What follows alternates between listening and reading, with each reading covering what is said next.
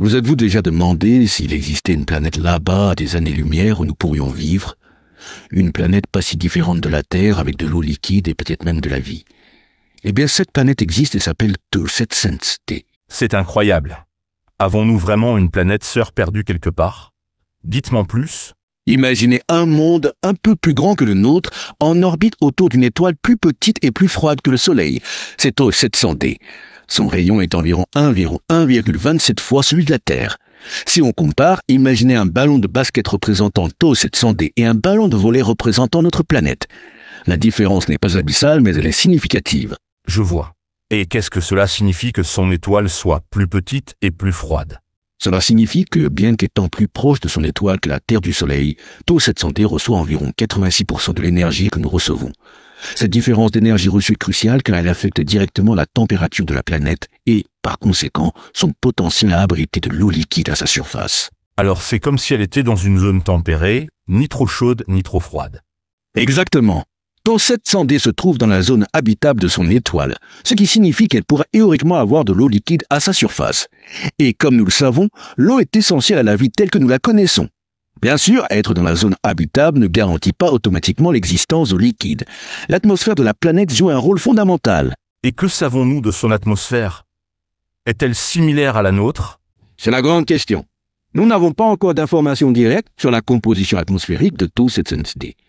Elle pourrait être riche en dioxyde de carbone, comme Mars, ou avoir une composition similaire à la nôtre, avec de l'azote et de l'oxygène.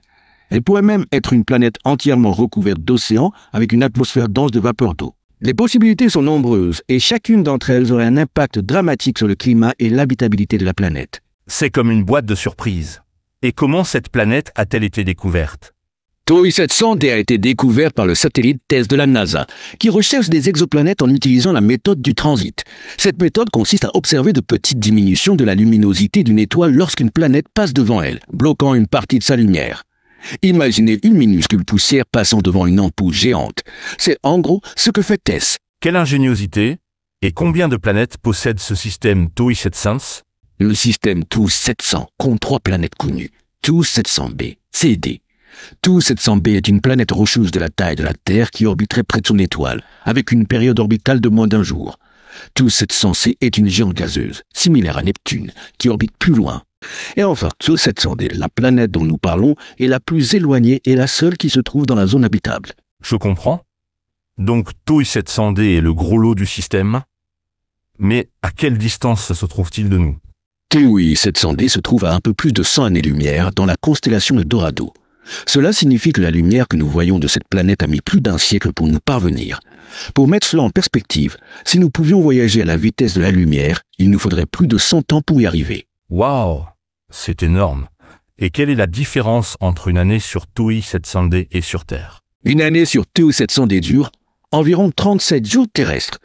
Cela signifie que la planète effectue une orbite autour de son étoile beaucoup plus rapidement que la Terre. Imaginez célébrer votre anniversaire 37 fois par an. Incroyable. Et à quoi ressemblerait le climat là-bas? Pourrions-nous porter des vêtements d'été tout le temps? Le climat sur 2700D est un grand mystère. Il dépend fortement de la composition de son atmosphère et de la présence de nuages.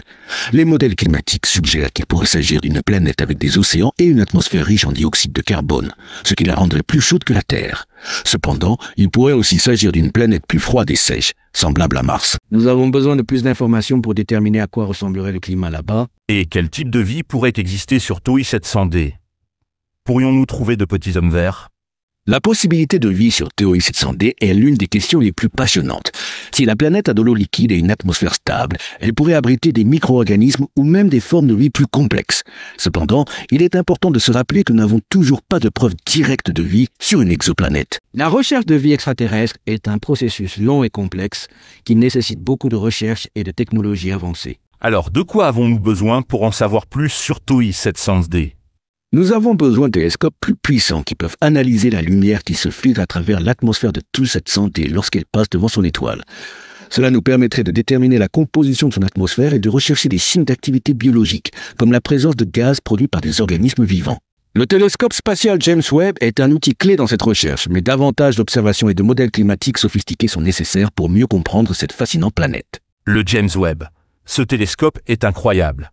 Et quelles seraient les implications de la découverte de vie sur 2700D? Trouver de la vie sur Tau 700D serait l'une des découvertes les plus importantes de l'histoire de l'humanité. Cela confirmerait que nous ne sommes pas seuls dans l'univers et que la vie peut surgir sur d'autres planètes similaires à la Terre. Cela aurait également un impact profond sur notre compréhension de la biologie, de la chimie et de l'astrophysique. Cela nous obligerait à repenser notre place dans le cosmos et à considérer les implications éthiques et philosophiques de l'existence de la vie extraterrestre. Ça me dépasse de penser à ça. Et que pouvons-nous faire en tant que simples mortels pour soutenir la recherche d'exoplanètes habitables? Il existe de nombreuses façons de soutenir la recherche d'exoplanètes habitables. Vous pouvez suivre l'actualité et les avancées scientifiques dans ce domaine, soutenir les organisations qui financent la recherche astronomique, participer à des projets de sciences citoyennes en analysant les données des télescopes, et surtout encourager l'éducation scientifique et la pensée critique dans vos communautés. Chaque grande découverte commence par une question et par la curiosité d'explorer l'inconnu. C'est génial. J'ai toujours pensé que la science était pour tout le monde. Eh bien, que dirais-tu si maintenant nous disions à nos explorateurs ce qu'ils peuvent faire pour continuer à apprendre sur ces sujets? C'est une excellente idée. Si ce voyage à travers Tau 700D vous a fasciné autant qu'à nous, nous vous invitons à vous abonner à notre chaîne.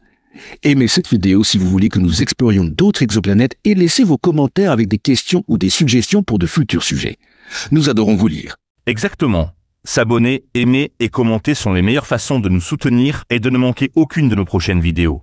Et si vous avez vraiment aimé, partagez-la avec vos amis et votre famille. Ainsi, nous aidons à ce que plus d'explorateurs rejoignent cette aventure.